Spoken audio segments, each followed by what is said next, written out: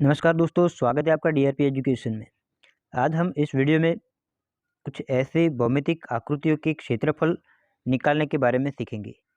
चौरस, लंबचौरस, त्रिभुज और वर्तुल, इन सभी आकृतियों का क्षेत्रफल कैसे निकालेंगे वो आज हम इस वीडियो में सीखेंगे।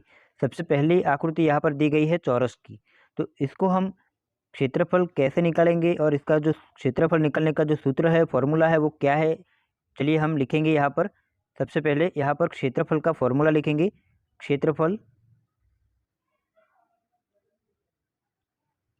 चौरस के लिए, क्षेत्रफल के लिए निकालने के लिए क्या करेंगे, हमें यहाँ पर देखिए उसकी जो भुजा की लंबाई है उसको उसकी भुजा की लंबाई से गुणा करेंगे। यहाँ पर क्या करेंगे, उसकी लंबाई गुणा लंबाई, ठीक है। अब दोनों भुजा की लंबाइयों को यहाँ पर गुणा कर देंगे। चौरस में सभी भुजाओं की लंबाई जो है वो समान होती है, तो यहाँ पर हम क्या करेंगे, 20 को 20 से गुणा कर देंगे। 20 गुणा 20, ठीक है। 20 को 20 से गुणा करेंगे तो हो जाएगा ये 400, ठीक है। अब क्षेत्रफल पूछा गया है तो यहाँ पर जो भी इसका एकम दिया गया हो, यूनिट दिया गया हो सेंटीमीटर में, तो यहाँ पर हमें निकालना है, लिखना है कि सेंटीमीटर का स्क्वायर। तो इसका क्षेत्रफल हो जाएगा 400 सेंटीमीटर का स्क्वायर हो जाएगा, ठीक है। चलिए अगला क्वेश्चन क्या है, देखिए यहाँ पर हमें लंबचौरस दिया गया है और लंबचौरस में क्षेत्रफल कैसे निकालते हैं इसका फॉर्मूला हम लिखेंगे। सबसे पहले यहाँ पर हम लिखेंगे क्षेत्रफल, लंबचौरस का क्षेत्रफल निकालने के लिए इसका फॉर्मूला है लंबाई गुणा चौड़ाई।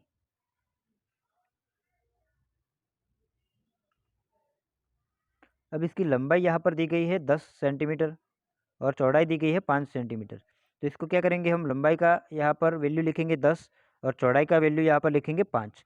10 और 5 का गुणा कर देंगे तो हो जाएगा ये 50 सेंटीमीटर का स्क्वायर हो जाएगा, ठीक है। ये हो गया लंबचौरस का क्षेत्रफल निकालने का तरीका।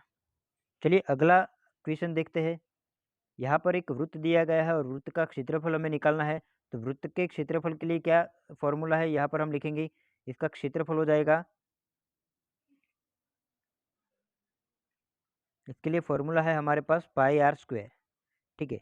चलिए यहाँ पर हम वैल्यू रखेंगे। देखिए पाई की वैल्यू जब भी ना दी गई हो तो हमें पाई की जगह 22/7 ये वैल्यू ही हमें लेनी है, और जब भी दिया गया हो तो इसकी वैल्यू लिखेंगे हम 3.14, ठीक है।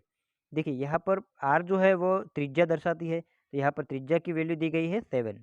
तो यहाँ पर हम लिखेंगे पाई की वैल्यू सबसे पहले 22/7 और यहाँ पर मल्टीप्लाई आर का स्क्वायर करेंगे। आर का स्क्वायर मतलब त्रिज्या का स्क्वायर, त्रिज्या यहाँ पर दी गई है 7, तो हम क्या करेंगे 7 को यहाँ पर 2 बार मल्टीप्लाई कर देंगे, 7 गुणा 7। अब एक 7 को यहाँ पर काट देंगे, रिमेन में रहता है 22 और 7, इन दोनों का गुणा कर देंगे तो आंसर हो जाएगा 154। क्षेत्रफल हमें निकाला है तो इसका यूनिट हो जाएगा सेंटीमीटर का स्क्वायर, ठीक है। ये हो गया वृत्त का क्षेत्रफल। चलिए अगला क्वेश्चन देखते हैं। यहाँ पर समबाहु त्रिभुज दिया गया है। समबाहु त्रिभुज का क्षेत्रफल कैसे निकालेंगे इसका फॉर्मूला हम लिखेंगे।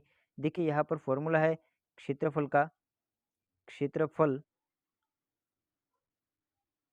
समबाहु त्रिभुज के लिए ही ये फॉर्मूला लिखेंगे हम, वर्गमूल में 3/4 इंटू ए स्क्वायर।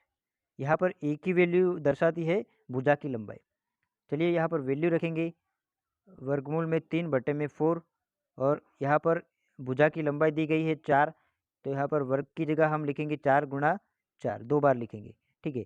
अब एक 4 को यहाँ पर काट देंगे तो रिमेनिंग का आंसर यहाँ पर रहता है 4 और वर्गमूल में 3, तो यहाँ पर हम लिख देंगे 4 और मल्टीप्लाई विथ √3।